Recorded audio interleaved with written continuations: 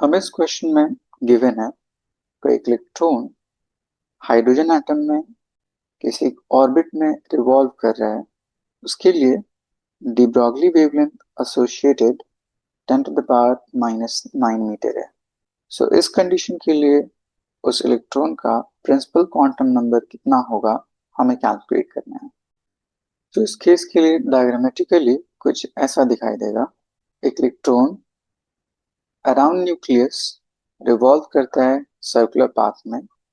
सो उसके लिए associated de Broglie wavelength इस पॉइंट से इस पॉइंट तक। So complete perimeter of circumference उस डी ब्रॉगली वेवलेंथ के इंटीग्रल मल्टीपल के इक्वल होता है। So we can write as perimeter or circumference of orbit, that is 2 pi r, should equals to integral multiple of de Broglie wavelength.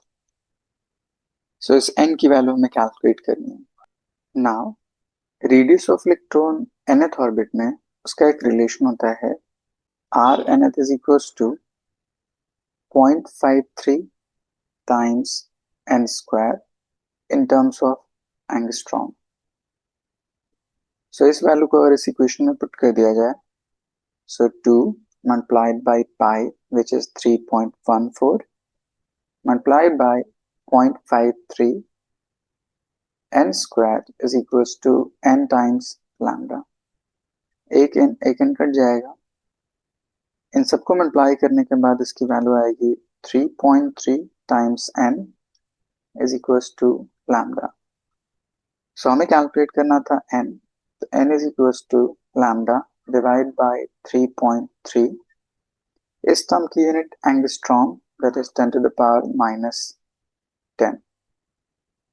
Lambda की value हमें given है 10 to the power -9, तो ये पूरी वैल्यू हो जाएगी 10 to the power -9 divide by 3.3 10 to the power -10, which is 10 divide by 3.3। So इसको divide करने पे इसकी वैल्यू आएगी 3।